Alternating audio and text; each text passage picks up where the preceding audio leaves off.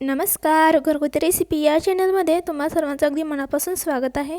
तर आज आपण गावरान पद्धतीने अतिशय झणझणीत असं मटण बनवणार आहोत। चला तर वेळ न घालवता लगेचच आपण आपल्या आजच्या रेसिपीला सुरुवात करूयात। सर्वप्रथम इथे आपण मटण स्वच्छ पाण्याने 2-3 वेळा धुवून घेतलेलं आहे। मटण छान असं स्वच्छ धुवून घेतल्यानंतर यावर मीठ आणि हळद घालायचं आहे। त्यानंतर संपूर्ण मटणला हळद आणि मीठ व्यवस्थित असं हाताने लावून घ्यायचं आहे, मिक्स करून घ्यायचं आहे, जेणेकरून हळद आणि मीठ मटणला लागले जाईल। मीठ आणि हळद संपूर्ण मटणला लावून घेतलेले आहे। आता 10 मिनिटांकरता याला साईडला ठेवून देऊयात। तोपर्यंत गॅसवर कुकर ठेवायचा आहे। कुकर छान असा गरम झाला की यामध्ये 2 चमचे तेल घालायचं आहे। तेल व्यवस्थित असं गरम झालं की यामध्ये बारीक चिरलेला कांदा घालायचा। कांदा घातल्यानंतर छान असं त्याला परतून घ्यायचा।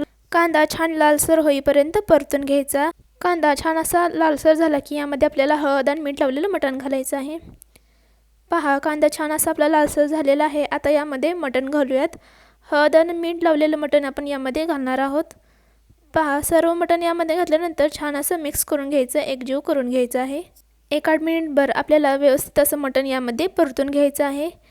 तर गॅस मीडियम ठेवायचा आहे आणि मटण छान असं परतून घ्यायचं आहे। मिक्स झाल्यानंतर पहा, यावरती झाकण ठेवायचं आहे। गॅस लो ठेवायचा आहे। मंद आचेवर आपल्याला मटण शिजवून घ्यायचं आहे।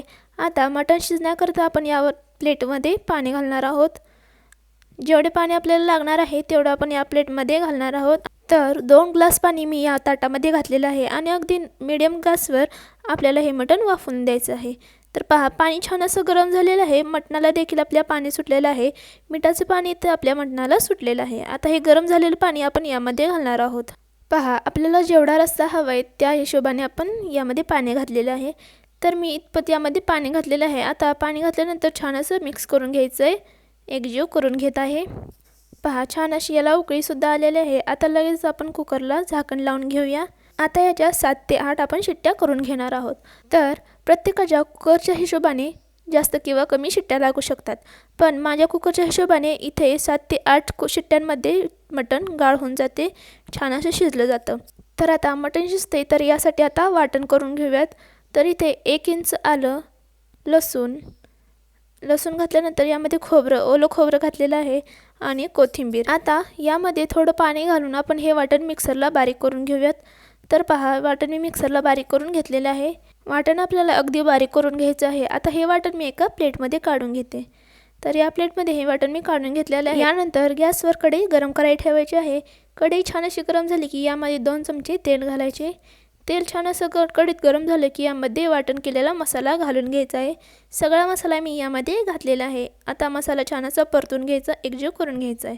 मसाला छान असा लालसर होईपर्यंत आपण इथं परतून घेणार आहोत।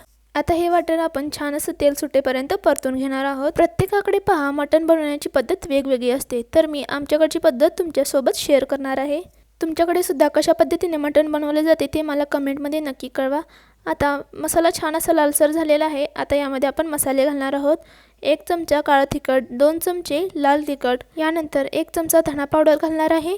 धना पावडर घालून झाल्यानंतर यामध्ये मटण मसाला घालायचा आहे। पहा, मटण मसाला झाल्यानंतर यामध्ये गरम मसाला घालून छान असं मसाला मिक्स करून घ्यायचा आहे। पहा, मसाला छान असा मिक्स झालेला आहे, छान असा परतला गेलेला आहे। आता यामध्ये थोडंसं पाणी घालूयात। पाणी घातल्यानंतर मसाला अजून एकदा 1-2 मिनिटभर छान असा परतून घ्यायचा आहे, मिक्स करून घ्यायचा आहे। तर पहा, या पद्धतीने मी इथे मसाला मिक्स करून घेतलेला आहे। आता मसाल्याला देखील छान अशी उकळी आलेली आहे। तर आपण यामध्ये मटण घालून घेऊयात। तर मटण शिजवताना मी यामध्ये मीठ घातलेलं होतं, तर आता यामध्ये मी मीठ घालणार नाही। आता सर्व मटण मी यामध्ये ओतून घेतलेलं आहे। आता हे मटण एकजीव असं मिक्स करून घेऊयात।